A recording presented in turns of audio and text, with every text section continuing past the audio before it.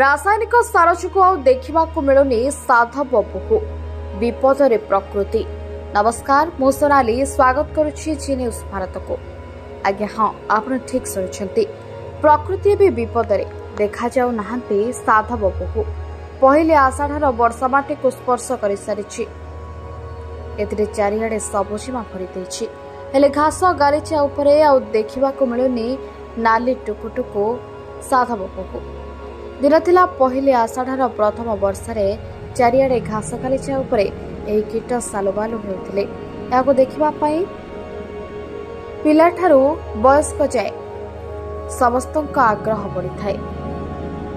केउठी गोटे नाली रंगर साधव बहु देखिले पिलाटीए ता सांग मानकु डाकी एकाठी करी ता संगरे घंटा घंटा धरी सभा बिताउथिले।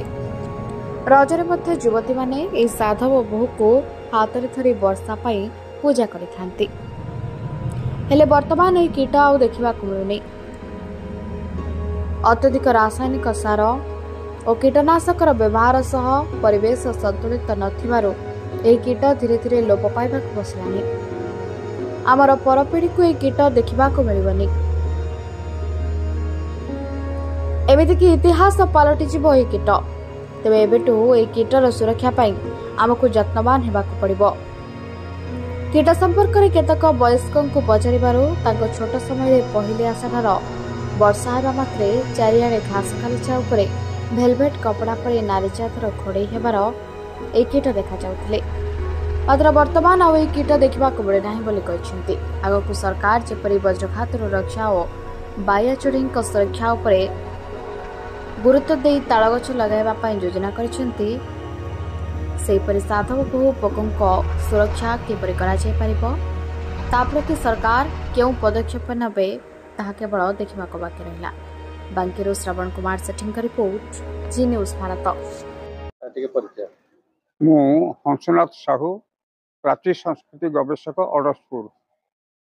कौन कहबा साधव बहु विलुप्त है कि कौन कहबे विषय प्रकृतिर जो नियम वर्षा आगमन रे प्रकृति राणी निजको सबुज वर्णानी रे सजई हुए एवं ता भितर गोटे साधव बहु गोटे नाली रंगर पोक सी सृष्टि हुए से प्राकृतिक सौंदर्यटा को आउ वृद्धि करे।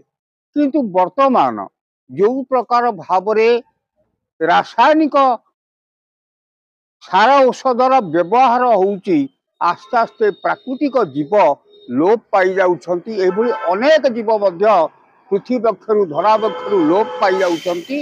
तेणु साधव बहु जेते परिमाण रे यही समय दृश्यमान हुए एवं गोटे नूतन आनंद उल्लास मन सृष्टि करे सबुज क्षेत्र उपरे आज से दृश्य देखा मिलू नहीं। केवल जो प्राकृतिक जो आम प्रकृति उपर जो अन्याय करुचु अत्याचार करुचु एवं प्रकृति की ध्वस्त विध्वस्त करुचु। तेणु अनेक सौंदर्य जिनिस आज पृथ्वी विलुप्त प्राय।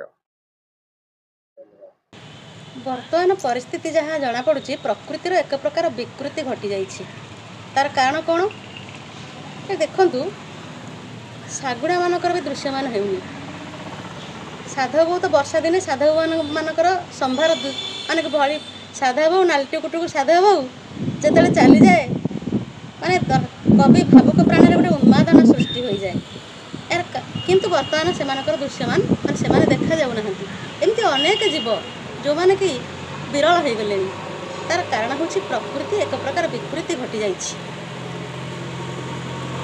जेमिति भाबरे मोर मने पड़े मोर स्वरचित गोटे कविता कुंभाटुआंकर आउ मिलुनी दर्शन भ्रमर कंठरे नाही मृदु गुंजरण प्रजापति उड़ू नाही आउ डेणा झाड़ी अदिने घोटिया सई मेघ घड़ घड़ी रिक्त रक्तिमा वर्णाली बारुणी गगन आग परी दिशु नाही गोधूली लगन।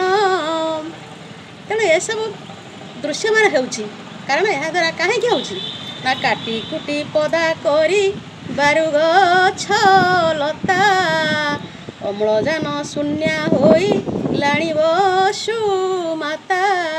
ତ ଏସବୁ ବୃକ୍ଷଲତା ଅଧିକ ପରିମାଣରେ କାଟିଦେବାରୁ ଏସବୁ ହେଲାଣି। ଆଉ ଗୋଟିଏ କଥା, ଯେତେ ବର୍ତ୍ତମାନ ବାଲି ମାଟି ସବୁ ଥିଲା ଏବେ ସବୁ କଂକ୍ରିଟ ରାସ୍ତା ହେଇଗଲାଣି, ତା ଦ୍ୱାରା ମଧ୍ୟ ଗୋଟେ ପ୍ରକାର।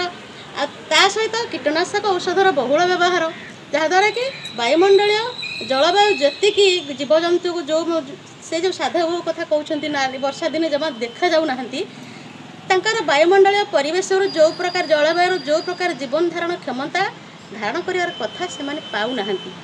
ଯାହାଦ୍ୱାରା କି ଦେଖନ୍ତୁ କେବଳ 6 ମାସ ଖଣ୍ଡେ କେବଳ ଭୋଗ ହେଉଛି ଗ୍ରୀଷ୍ମ ଋତୁ। ତେଣୁ ମନେ ପଡ଼େ ସେ ନାରୀ କବିଙ୍କର କଥା, ରୂପେ ନିରୁପମା 6ଟି ଭଉଣୀ ଗୋଟିଏ ଗରମ୍ଭୁ ଜାତ, ମୃଦୁ ପଦପାତେ ଆସନ୍ତି ମୋର ତେ ଧରି ଜଣେ ଅନାହତ।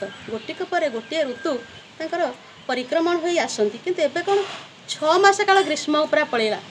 ତେଣୁ ଋତୁ ଅନୁସାରେ ଯେତେବେଳେ ଋତୁ ଗୁଡ଼ିକ ପ୍ରକୃତିକୁ ପରିଚର୍ୟା କରୁନାହାନ୍ତି, ପ୍ରକୃତି ବ୍ୟାଧିଗ୍ରସ୍ତ ହେଉଛି, ବିକାରଗ୍ରସ୍ତ ହେଉଛି।